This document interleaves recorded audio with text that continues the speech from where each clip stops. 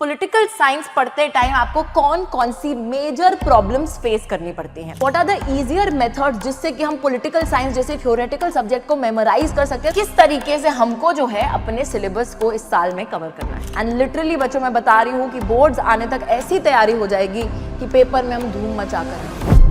Hello everyone, this is your political science educator Ujjwala पुंज। मैं सभी के सभी मेरे क्लास 11th के ज्वालामुखियों का स्वागत करती हूँ आज के हमारे सेशन में, जहां पर बच्चों हम लोग डिस्कस करने जा रहे हैं क्लास 11th पॉलिटिकल साइंस का रोड मैप, यानी कि पूरे साल में हमें किस तरीके से पॉलिटिकल साइंस को कवर करना है, पढ़ना है, कौन कौन सी डिफिकल्टीज पॉलिटिकल साइंस पढ़ने में आती है। तो आज उन सभी को मैं एड्रेस करूंगी, उन सभी का सोल्यूशन मैं दूंगी और बहुत ही प्यार से मैं आपको समझाऊंगी कि भाई किस तरीके से हम अपने पूरे पॉलिटिकल साइंस के सिलेबस को इस साल में खत्म करके 2-3 बारी रिवाइज करके बहुत सारी क्वेश्चन प्रैक्टिस करके पेपर देने जाएंगे। वाओ वाओ, सो इनक्रेडिबल। तो चलिए फटाफट से अपने सेशन को कर लेते हैं चालू। बहुत ही बच्चों छोटा सा सेशन होने वाला है, तो ध्यान से चीजों को सुनिएगा and keep in mind each and every detail that I am gonna tell you because it is very informative। हमारे टाइम पे हमें किसी ने नहीं बताया, लेकिन आपको बताने के लिए मैं यहां पर आ गई हूं।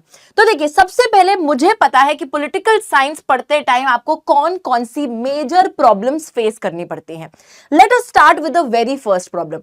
सबसे पहली प्रॉब्लम है कंसेप्ट समझने की। हमें सबसे पहले यही होता है कि यार ये बुक तो हमने बुकिश लैंग्वेज तो पढ़ ली है, लेकिन ये जो कंसेप्ट है ना, कुछ दिमाग में घुस नहीं रहा है, समझ में बिल्कुल कुछ नहीं आ रहा, और जो चीज समझ में नहीं आ रही है वो याद कैसे होगी। ठीक है, तो इसका एक बहुत ही बेसिक सा सोल्यूशन है। अगर आपको चीजों को समझना है बच्चों, आपको डेफिनेटली किसी ऐसे एजुकेटर से पढ़ना है जिसकी बातें आपको समझ में आती हैं। ठीक है, तो हम तो यहाँ पे आपको पॉलिटिकल साइंस पढ़ा ही रहे हैं, तो वन शॉट लेक्चर्स अटेंड करिए। जिस भी टीचर से आपको समझ में आता है वन शॉट लेक्चर्स अटेंड करो और उससे जो है कंसेप्ट क्लैरिटी पहले ले लो। ठीक है, क्योंकि टीचर आपको ऑब्वियसली एक एक्सपर्ट पॉइंट ऑफ व्यू से चीजें समझाता है, पढ़ाता है, सिर्फ रीड नहीं कराता, समझाता है उस चीज को। ओके, सो यहां पर क्या सोल्यूशन है? सबसे पहले पढ़ने के बाद अपनी कंसेप्ट क्लैरिटी पूरी रखनी है। ओके, जब कंसेप्ट क्लैरिटी आ जाएगी तो फिर हम दूसरे पॉइंट की तरफ बढ़ते हैं, that is memorising each and everything. सबसे बड़ी प्रॉब्लम, मैं बचपन से ही जितने बच्चों को पढ़ा रखा है मैंने, मतलब मेरे बचपन से नहीं, बच्चों के बचपन से, कि 6th 7th 8th क्लास के बच्चे जिनको मैंने पढ़ा रखा है, या फिर 9th 10th क्लास के बच्चे भी जिनको मैंने पढ़ा रखा है, वो एक ही चीज बोलते हैं कि मैम हम समझ भी लेते हैं, पढ़ भी लेते हैं, लेकिन हमें चीजें याद नहीं होती, और अगर याद होती भी हैं तो थोड़े दिन के बाद हमें ऐसे लगता है भूल गए हैं चीजों को। तो यार देखो, वो थोड़े दिन के बाद भूलने वाली बात तो हर किसी को ही लगती है, बिकॉज जब आप कंटिन्यूअस रिवीजन में नहीं रहते हो, एक टॉपिक एक दिन पढ़ते हो, एक हफ्ते बाद सोचोगे कि यार क्या पढ़ा था मैंने। ठीक है, तो आपको भूल गए हैं, इस चीज को ध्यान नहीं रखना है। आपको क्या करना है, जो भी आप टॉपिक आज अगर पढ़ रहे हैं तो उसको 2 या 3 हफ्ते बाद फिर से एक बार रिवाइज करो। तो जब आप रिवाइज एक रेगुलर इंटरवल में करते रहोगे तो वो चीज ऑटोमेटिकली आपके दिमाग में फिट बैठ जाएगी, और एग्जाम जब लिखने जाओगे तो वो चीज आपको डेफिनेटली 100% याद होगी। हम भूल नहीं जाते हैं, बस हमें ऐसा लगता है क्योंकि हमने बहुत टाइम से वो चीज रिवाइज नहीं करी होती कि हम भूल गए हैं। ठीक है, तो इस चीज को तो साइड में रख दो। दूसरी बात कि चीजों को मेमोराइज कैसे करें, what are the easier methods जिससे कि हम पॉलिटिकल साइंस जैसे थ्योरेटिकल सब्जेक्ट को मेमोराइज कर सकते हैं। तो इसके लिए ना मेरे पास तुम्हारे लिए कुछ छोटे छोटे टिप्स हैं, जरा उन टिप्स को भी देख लेते हैं। देखो, मेमोराइजेशन करने के लिए बच्चों मैं यहां पर यही एडवाइस करती हूँ, definitely notes are very very necessary, very very essential, your holy grail for starting political science. Notes होने बहुत ज्यादा इंपॉर्टेंट है। ओके, नोट्स अगर आप किसी कोर्स में एनरोल्ड हैं, वहां पर आपको नोट्स मिल रहे हैं, वेल एंड गुड। अगर आपको नोट्स नहीं मिल रहे हैं तो please make it a habit कि you are making your own notes. Day 1 से जब आप कोई भी चैप्टर पढ़ते हो, ये मत सोचो कि इसके नोट्स मैं बाद में बनाऊंगी जब एग्जाम आएंगे सर पर, नहीं, उसी टाइम जब आप उस चैप्टर को पढ़ रहे हैं, मेक इट अ पॉइंट कि आप उस चैप्टर के नोट्स साइड बाय साइड बनाते चले जा रहे हैं। ठीक है, तो नोट्स बनाएंगे। दूसरी चीज यहां पर क्या है, कंसेप्ट मैप्स। अब कंसेप्ट मैप्स क्या होते हैं? Sort of mind maps. छोटे छोटे आपने टेबल्स बना के रख लिए, छोटे छोटे आपने कंसेप्ट मैप्स बना के रख लिए। जैसे यहां पर मैंने सपोज क्या करा है, जैसे प्रॉब्लम्स लिखी हैं और कौन कौन सी प्रॉब्लम्स है वो लिखा है। इसी सेम तरीके से बच्चों आपको कंसेप्ट मैप्स बनाने हैं छोटे छोटे, जिससे कि आपको चीजें जब आप विजुअली उनको लिख दोगे ना तो आपको वो याद ज्यादा बेहतर तरीके से रहेंगी। मैं इसका एक बहुत अच्छा एग्जाम्पल देती हूँ। जैसे जब हम लोग कॉन्स्टिट्यूशन वाला चैप्टर पढ़ते हैं, ठीक है, फर्स्ट, कि वाई कॉन्स्टिट्यूशन, सबसे पहले एक टॉपिक पढ़ रहे हैं कि why do we need a constitution. आपने वो टॉपिक लिखा why do we need a constitution, और उसी के चारों तरफ सिर्फ एरो बना के आपने रीजंस लिख लिए। उसके जो 5 रीजंस है उनको आपने लिख लिया कि कॉन्स्टिट्यूशन से ट्रस्ट एंड कोऑर्डिनेशन आता है, कॉन्स्टिट्यूशन से जो है गवर्नमेंट की पावर पे लिमिटेशंस लगाई जाती हैं, कॉन्स्टिट्यूशन जो है लोगों को फंडामेंटल आइडेंटिटी प्रोवाइड करता है। तो इस तरीके से आपने बीच में हेडिंग लिखी है ना, यहाँ पे हेडिंग लिखी, और उसी के जो 5 पॉइंट्स है उनको ऐसे एरो बनाकर सर्कल में या स्क्वायर जैसे भी आपको लिखना है ऐसे आपने कंसेप्ट मैप बना के रख लिए। हर टॉपिक के कंसेप्ट मैप बना के रख लिए कि उसके मेजर पॉइंट्स कौन कौन से हैं। इससे क्या होगा, इससे बच्चों आपको मेजर पॉइंट्स याद रहेंगे, आपको सब हेडिंग्स याद रहेंगी, और जब सब हेडिंग याद रहती है ना तो एग्जाम में उसके अंदर का जो मटेरियल है वो आपको खुद ब खुद याद आ जाएगा। अगर आपने वो चीज पढ़ी है कि ट्रस्ट एंड कोऑर्डिनेशन, आपको वो पॉइंट याद है, उसके अंदर क्या लिखना है खुद ब खुद आपको याद आ जाएगा, क्योंकि आपने वो भी पढ़ रखा है। ठीक है, तो इस तरीके से कंसेप्ट मैप्स बना के रख लो। This is a very good technique for memorising things. Next, flash cards. Flash cards for definitions, thinkers and all of the important details. अगर कोई ईयर याद करना है, अगर कोई इंपॉर्टेंट पर्सनालिटी ने क्या करा है वो याद करना है, कोई इंपॉर्टेंट फैक्ट याद करना है, कोई भी यहाँ पर इंपॉर्टेंट आपको डेफिनेशन याद करनी है, तो उसके लिए क्या करना है, फ्लैश कार्ड्स बना के रखने हैं। अब ma'am what are flash cards? तो यार फ्लैश कार्ड्स कुछ इस तरीके से होते हैं। डेफिनेटली यहाँ पे बहुत अच्छे तरीके से इन्होंने कलर्ड पेपर के ऊपर फ्लैश कार्ड्स बनाए हैं। आप लोग भी वही करो, क्योंकि वो कलर्ड पेपर रहते हैं ना तो और मजा आता है वो फ्लैश कार्ड्स देखने में, थोड़ा वो इंटरेस्ट और जाग जाता है इंसान का। तो यहाँ पे जैसे कुछ भी जो चीज लिखनी है उस छोटे से फ्लैश कार्ड पे लिखो, ओवरलोड नहीं करना है उसमें, 1-2 लाइन में ही इंफॉर्मेशन को सम अप करना है, और ऐसे बहुत सारे फ्लैश कार्ड्स बना के रखना है। And whenever you sit in order to learn things, आपको फटाफट से एक फ्लैश कार्ड हटाना है, देखना है क्या लिखा है क्या लिखा है। इससे आप बहुत जल्दी बच्चों चीजें लर्न करोगे, बहुत जल्दी। I know it is a little time taking, थोड़ा सा एफर्ट इसमें लगेगा, लेकिन ट्रस्ट मी इससे बहुत अच्छे से आप चीजों को मेमोराइज कर पाओगे। सो ये ट्राई करो, ठीक है। उसी के साथ नोट्स बनाओ, डेफिनेटली यहाँ पर कंसेप्ट मैप्स बनाओ। These are the techniques you can try अगर आपको लर्न ऐसे नहीं होता है तो, अगर आपको लर्न करने में दिक्कत आती है तो, जो कि हर बच्चे को थोड़ी बहुत तो आती है। नेक्स्ट चीज आती है यहाँ पर आंसर राइटिंग। पढ़ भी लिया, याद भी कर लिया, अब भाई जो क्वेश्चन आएगा उसका आंसर किस तरीके से हमें लिखना है यही नहीं पता है बच्चों। इसके लिए सबसे मतलब मैं क्या ही बताऊं, इसके लिए the most effective and the efficient thing that you can do is practice as many questions as you can, as many questions as you can. जितने ज्यादा सवाल तुम प्रैक्टिस करोगे, 3 मार्कर 4 मार्कर जो भी आते हैं एग्जाम के अंदर, जितने ज्यादा सवाल प्रैक्टिस करोगे उतने ही ज्यादा नंबर तुम एग्जाम में स्कोर करोगे। अब इसके लिए मैं कहती हूं कि कोई भी रेफरेंस बुक आप खरीद सकते हो जहां पे क्वेश्चन बैंक है। आई नेवर रेकमेंड एनीवन कि आप लोग, जैसे यहां पे नेक्स्ट पॉइंट पे भी मैं आ जाती हूँ कि व्हाट टू रेफर।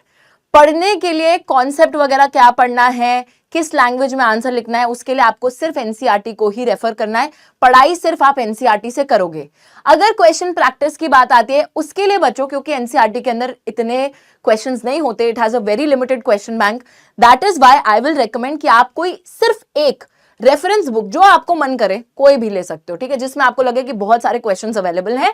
मैं कोई पर्सनल रिकमेंडेशन यहाँ पे नहीं दूंगी। आप जब किसी बुक शॉप में जाओगे वो आपको खुद ही बता देंगे कि मैम आप ये वाली ले लो, वो वाली ले लो, ठीक है। अगर Amazon पे सस्ती मिल रही है वहां से ले लो, कहीं से भी ले लो, ठीक है। The thing is I will not recommend any book, क्योंकि मुझे कोई पर्सनली ऐसा नहीं है कि बहुत ही कोई जबरदस्त सी किताब लगती है उस केस में, लेकिन I will just tell you कि आप कोई भी किताब जहां पर आपको लगे कि बहुत सारे सवाल हैं, वो बुक खरीद के उससे सिर्फ क्वेश्चंस देखो कि किस अलग अलग तरीके से क्वेश्चंस पूछे जाते हैं, कैसे। लेकिन वहां पे ना आंसर मत देखना उनका, उन बुक्स के अंदर आंसर ठीक से नहीं दिए होते, आंसर आप खुद से लिखो। क्वेश्चंस प्रैक्टिस करने के लिए you can definitely have a reference book just to look at the questions, the different types of questions that could be formulated, लेकिन वहां से आंसर नहीं देखना है, ये गलती बिल्कुल नहीं करनी है। आंसर हमें अपना एनसीईआरटी से ही बनाना है भाई, एनसीईआरटी की लैंग्वेज में ही लिख कर आना है, ठीक है। तो रेफर एनसीईआरटी करनी है। For questions you can have an extra reference book.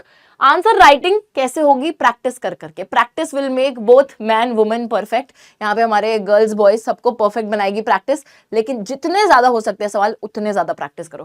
तो यहाँ पे वही कुछ एडिशनल टिप्स लिखी हैं कि प्रैक्टिस आंसर राइटिंग 3, 5, 6 मार्क जो भी क्वेश्चन आते हैं बच्चों, उनके आंसर राइटिंग को प्रैक्टिस करो। साथ ही में learn terminology, very very important in political science. बच्चों देखो इंग्लिश वगैरह के अंदर हम क्या कर सकते हैं, थोड़ा बहुत आंसर में लिख कर आ सकते हैं कुछ भी अपनी भाषा में।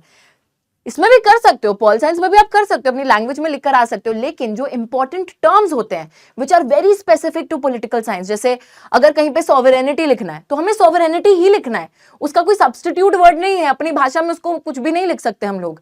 कहीं पर अगर हमें सोशलिस्ट लिखना है टर्म, कहीं पर कैपिटलिस्ट लिखना है, कहीं पर हमें लिखना है जैसे ट्रांसग्रेशंस, कहीं पर लिखना है सबवर्ट, है ना, तो ये कुछ स्पेसिफिक टर्म्स आपके सिर्फ पॉलिटिकल साइंस के टर्म्स है जो कि आपको लर्न करने ही पड़ेंगे। बाकी आंसर बना लो, है ना, कुछ अपनी भाषा में लिख दो, लेकिन ये जो इंपॉर्टेंट टर्म्स है वो एज इट इज आपको पेपर में उतारने हैं। तो वो जो टर्मिनोलॉजी है उसको ढंग से प्रैक्टिस करो, उसके लिए फ्लैश कार्ड्स वगैरह बना के रख लो एंड अच्छे से उसको लर्न कर लो। जो स्पेसिफिक टर्म्स आपको लिखने ही लिखने हैं पेपर के अंदर। साथ ही में एनसीईआरटी रेफरेंस बुक सिर्फ क्वेश्चन की वैरायटी देखने के लिए, और NCERT is your holy grail जिससे कि आप सब पढ़ोगे, कुछ और नहीं रेफर करोगे पढ़ाई के लिए, सिर्फ एनसीईआरटी। ठीक है, क्वेश्चंस देखने के लिए कोई एक रेफरेंस बुक हो सकती है, नहीं तो ऑनलाइन देख लो। ठीक है, मैं वो भी नहीं कहती कि रेफरेंस बुक भी अगर नहीं लेनी तो ऑनलाइन देख लो। चलो अब यहां पर आ जाते हैं हम लोग बात करने के लिए कि किस तरीके से हमको जो है अपने सिलेबस को इस साल में कवर करना है।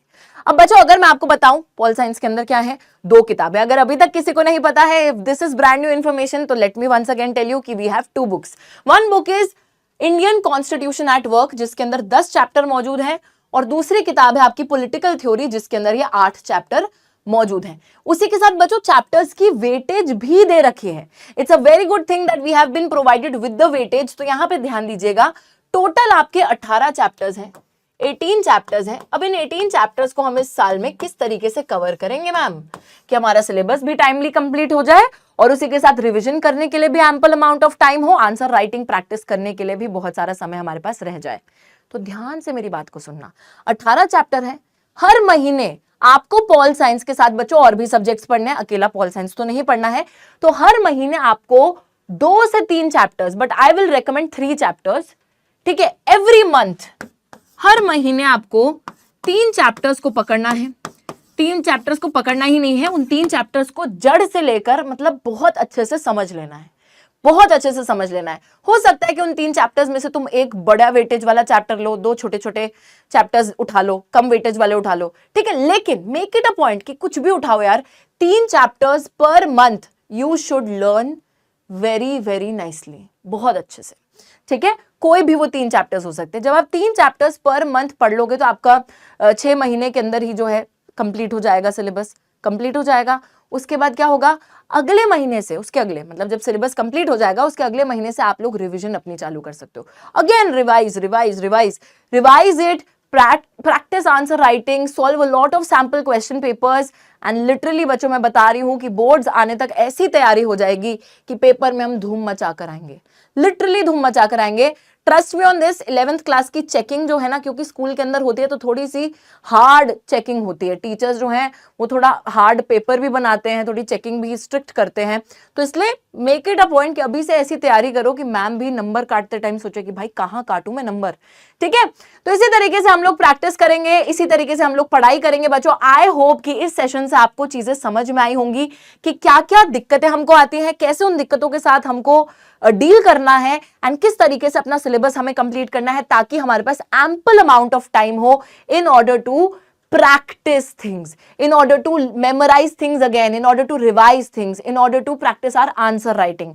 तो इसी चीज के साथ मैं इस सेशन को करती हूं यहां पर एंड। और बच्चों इन चीजों का ध्यान रखिएगा, आज ही से जो है इन चीजों को अपना लीजिए अपनी लाइफ में, एंड फटाफट से जो है चालू करो from today onwards. Okay, I will see you guys next time, take care.